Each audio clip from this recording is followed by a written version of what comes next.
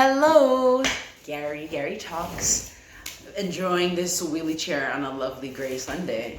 I've been showing my good friend and cousin, Aaron, one of my favorite shows, which is BoJack Horseman.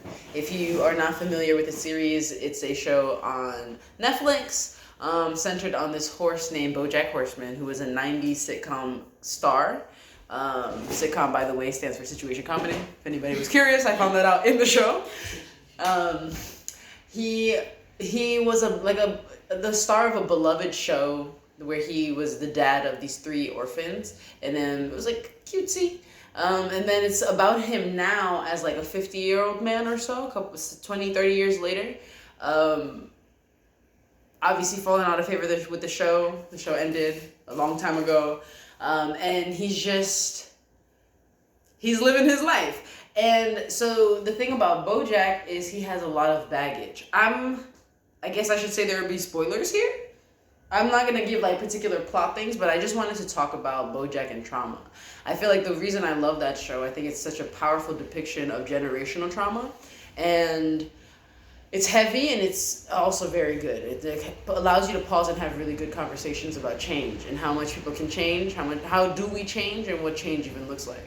And so I'll just highlight, so the reason I say kind of spoilers, I'm going to tell you about BoJack's life and tell you why I see this as like a good example for talking about trauma. So BoJack was born to Beatrice Sugarman, who is the heiress of like a sugar company, born in like the 50s. It looks like her dad is like super sexist, talking about like you shouldn't read because reading for women is useless and pointless because it takes good power away from their hips and gives it to their brains. And like he lobotomized his wife, or had her, some kind of surgery in the front because she was experiencing grief after her brother or her son died. So Beatrice, BoJack's mom's brother, died when she was young. Mom had this like intense surgery where she basically became like a husk of a person.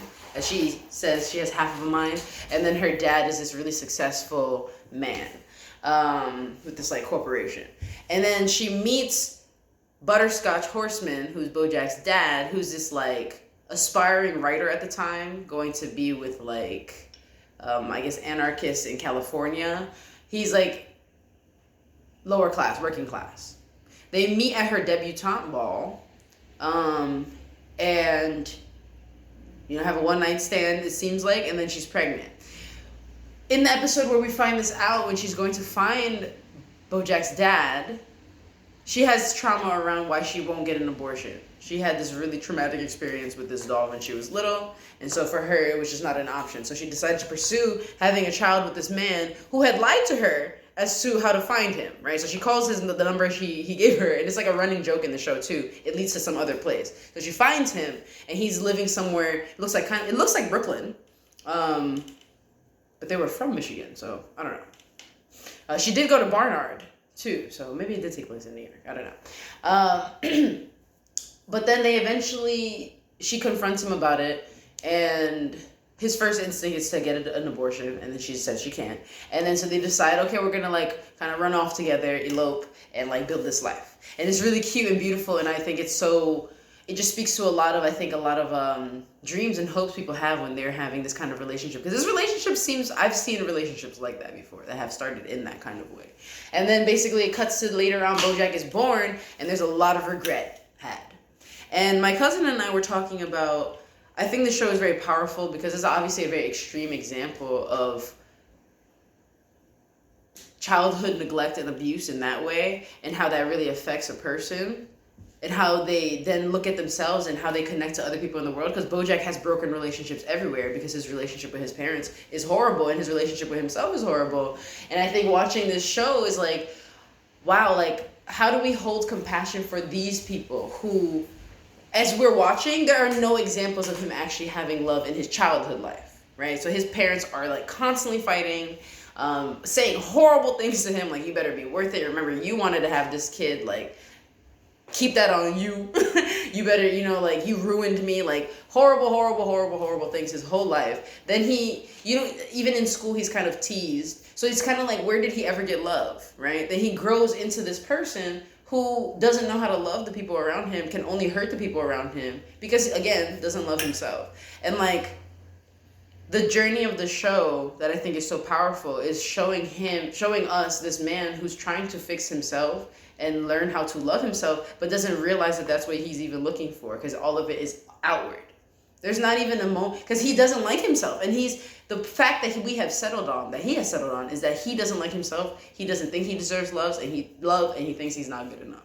And like, so how do we work with a person like that? And I think it's like a beautiful attempt at showing like how we try to work with people like that. And I'm not going to give away the last season, but things, they settle. Things come, there are consequences to your actions. And so it's really powerful to watch just like this like really, really hyped up example of a person really struggling with worthiness, and just watching how he makes relationship. And like, it's sad, obviously, because he's just going through the thing. But it's like nice to be able to speak about this and see like moments where I related to BoJack and been like, I did this differently, or like I did that. Yikes. Yeah. And I think what is really interesting too is like he's constantly searching for this destination of happiness, of like, one day when I am complete, either because my mom said this thing to me and now I'm done, which is why there's a bottle episode, where at his mom's funeral, where he my mom is dead and everything is worse now. So he's been waiting, for mom to give it to him. Didn't come from mom. Clearly didn't come from dad. He wanted it from his book, which is the first season. He wanted it from his movie, which is like the third season. He wanted it from... It's just not happening because he's searching for happiness and thinks it's something that he will attain out there. Not realizing that every day he's going through is the point. That is the journey. And he's not happy there. And if you're not happy in the journey...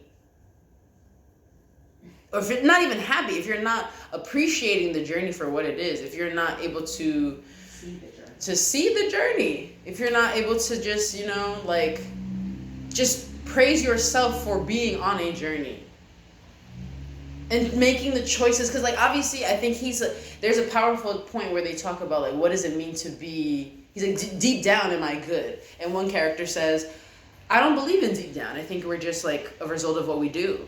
And he's like, that's kind of fucked up. And I'm like, I think that is exactly what we are. Integrity. If you say X, do X. It's important what we do. For sure. For sure. And I think it's also important to know for someone like BoJack, who really has no framework from, like, if you're thinking about, like, your inner child being very important, right? Because it pretty much, if your inner child is wounded, from what I understand, if your inner child is wounded, your relationship with your adult is going to be really interesting. And a lot of the time, a wounded inner child is a person who's responding instead of an adult, which is why people lash out and do destructive behaviors, because you haven't learned how to communicate your needs, or you haven't learned how to manage a conflict and handle a conflict and not let it turn into like a drama or like, like a freaking brawl and just to be able to talk, And I think, what's my point there?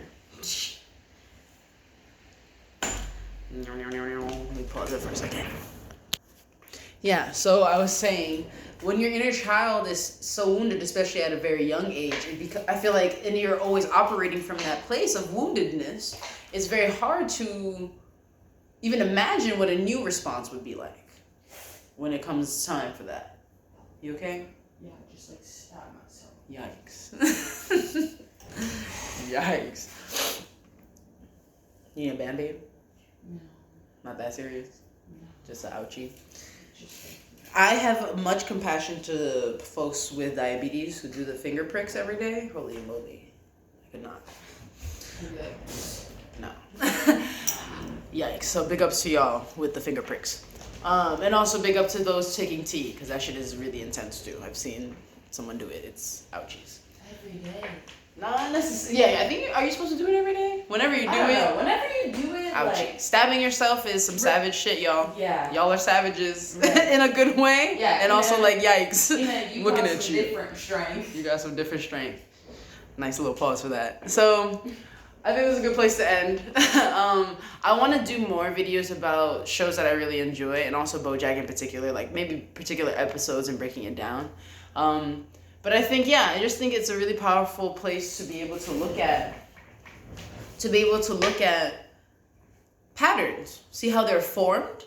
Cause like what BoJack could do, maybe I'll do that in another video. What BoJack could do instead of what he is doing. Yeah, and I think it's really cool to watch this show. I've watched it so many times. I've showed so many people it, and I think what's been really powerful is to like lose my judgment of BoJack as the show goes on, but also over time as I watch it, I'm just like, obviously it's a show, but they're showing a very, very, very like wide profile of this wounded man. And like I think obviously it comes down to like I have deep appreciation for the show, and I'm also like, how do we hold BoJack accountable? Because that's a big conversation that nobody knows how to talk to this man. That's the missing link of the show. Like it's about this man floundering, and it's about because the whole point is that it's your journey, and also where's his community? Everyone around him is not good friends, and that obviously speaks to like where you're at and what reflects your inner world, outer world. Like it all makes sense, and also. Damn! That means he's just been reckless his whole life. So, yeah. Just a great show. If anybody does watch it, let me know. If you don't watch it, also let me know why. Obviously, as you heard, it's like pretty heavy. They talk about some really serious shit. They also make a lot of funny jokes. It's a very punny show. So, enjoy your Sundays. Enjoy BoJack if you watch it. Tell me some of your favorite shows. Or actually even a show that shows generational trauma well too. A movie that I recently watched that also shows that pretty well. American History X. I don't recommend it though. It's like it's a good movie, but like I can't with that kind of violence. But it does show that too. So if you have anything that in mind that comes to mind about showing trauma, how it's passed down, how it's dealt with, maybe a more powerful way of showing it, because like I think BoJack is kind of you're seeing him as like a victim and a survivor of it, but not Steven Universe is good too. But yeah, so let me know.